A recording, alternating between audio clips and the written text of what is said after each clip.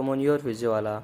Discuss करेंगे human physiology, जिसमें हम कंटिन्यू करेंगे मसल फिजियोलॉजी के साथ। ओके, इसमें हमारा टॉपिक बाकी रह गया था स्केलेटल मसल के स्ट्रक्चर वाले चैप्टर में, जिसका था सार्कोट्यूबुलर सिस्टम। तो आज हम इसको कंटिन्यू करेंगे। Okay, so introduction to sarcotubular system. तो सार्कोट्यूबुलर सिस्टम होता क्या है? तो इनसाइड अ मसल, ठीक है, एक मसल फाइबर के अंदर हम देखें तो fibrils are surrounded by membranous structure known as sarcotubular system. ठीक है, एक मसल फाइबर के अंदर जो फाइब्रिल्स होते हैं वो एक मेम्ब्रेनस स्ट्रक्चर के थ्रू सराउंडेड होते हैं, उसको हम बोलते हैं सार्कोट्यूबुलर सिस्टम। ओके, आगे बात करते हैं सार्कोट्यूबुलर सिस्टम के स्ट्रक्चर की। तो जनरली ये दो टाइप के स्ट्रक्चर से बना होता है। एक होता है टी टिब्यूल्स, जिसको हम ट्रांसवर्स टिब्यूल्स बोलते हैं।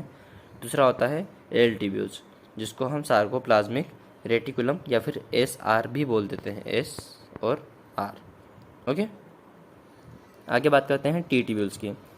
तो ये मसल फाइबर को पेनिट्रेट करते हैं और कहाँ पर?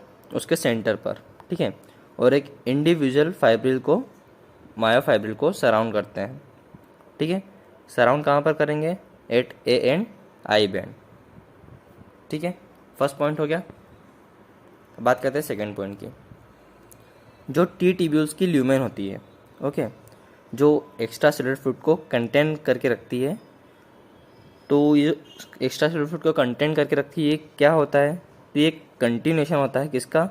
मसल फाइबर के सराउंडिंग एक्स्ट्रा सेलुलर फ्लूइड का। Okay, the lumen of the T tubules contain ECF which is continuation of the ECF surrounding the muscle fiber। Okay, third point की बात करते हैं हम लोग। तो इसमें क्या होता है? एक्शन पोटेंशियल की बात हो रही है यहाँ पे। ठीक है, तो जैसे ही एक्शन पोटेंशियल एक बार जनरेट हो गया, उसके बाद क्या करेगा? ये along the sarcolemma rapidly conduct होगा। ठीक है, कंडक्ट कहाँ पर होगा? Over the surface of the muscle fiber और as well as interior of the muscle cell. ठीक है, क्या बोला? इसमें हम थर्ड पॉइंट में बात कर रहे हैं एक्शन पोटेंशियल की, जो एक बार जनरेट हो गया। ठीक है, तो अब ये क्या बोल सकते हैं? ट्रेवल करेगा, है ना? तो ट्रेवल कैसे करेगा ये? तो along the sarcolemma rapidly conduct होगा ये। ठीक है, कहाँ पर होगा? Over the surface of the muscle fiber और interior of the muscle cell. ठीक है, अब interior of the muscle cell में किसके थ्रू जाएंगे हम? मसल सेल के इंटीरियर में किसके थ्रू जाएंगे? तो टी टिब्यूल्स के थ्रू जाएंगे, जिससे क्या होगा? जो मायोफाइब्रिल डीपेस्ट है, ठीक है, डीप में जो मायोफाइब्रिल्स है वो फास्टली एक्टिवेटेड हो जाएंगे। Okay, clear? आगे बढ़ते हैं। सार्कोप्लाज्मिक रेटिकुलम या फिर SR। ठीक है, the sarcoplasmic reticulum SR in skeletal muscle corresponds to the endoplasmic reticulum found in other cells. जो हमको दूसरी सेल्स में एंडोप्लाज्मिक रेटिकुलम मिलता है, ठीक वैसा ही होता है सार्कोप्लाज्मिक रेटिकुलम। ठीक है, जो सेल्स में एंडोप्लाज्मिक रेटिकुलम मिलता है उसका करस्पॉन्ड होता है कौन? Sarcoplasmic reticulum. क्लियर? आगे बढ़ते हैं। फर्स्ट पॉइंट की बात करेंगे। तो एल टिब्यूल्स या फिर सार्कोप्लाज्मिक रेटिकुलम एक इलेबोरेटेड मेम्ब्रेनस नेटवर्क बनाता है।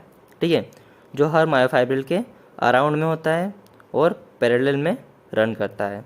ठीक है, it forms an elaborated membranous network, okay, having extensive anastomosis around each myofibril and run parallel to the myofibrils. ठीक है, आगे बात करते हैं स्लेंडर टिब्यूल्स की। ठीक है, द स्लेंडर टिब्यूल्स, जिसका डायमीटर कितना होता है? 0.04 माइक्रोमीटर। ठीक है, ये क्या होता है? मिडिल पोर्शन जो होता है उसका कैसा होता है? एलोंगेटेड, मीन्स लंबा होता है। और जो डायलेटेड हो रहा है, मतलब जो दो एंड होते हैं इसके, ठीक है, वो कैसे होते हैं? डायलेटेड होते हैं। ओके, इसलिए हम इसको लेटरल सैक या फिर टर्मिनल सिस्टर्नी भी बोलते हैं।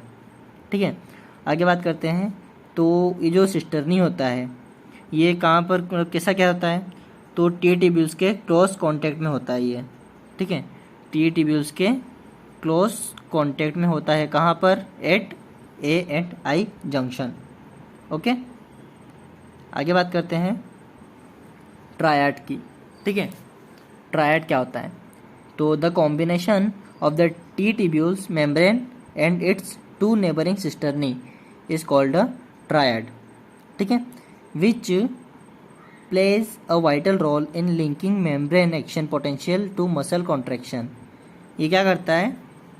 जो ट्रायड होता है हमारा, ठीक है, ये टी टिब्यूल्स की मेम्ब्रेन और इसके जो दो नेबरिंग सिस्टर्नी होते हैं उनके कॉम्बिनेशन या फिर उनके कंबाइन करने से बनता है, जिसको हम ट्रायड बोलते हैं। ठीक है, इसका ये एक इम्पोर्टेंट रोल प्ले करता है किसमें? मेम्ब्रेन एक्शन पोटेंशियल में।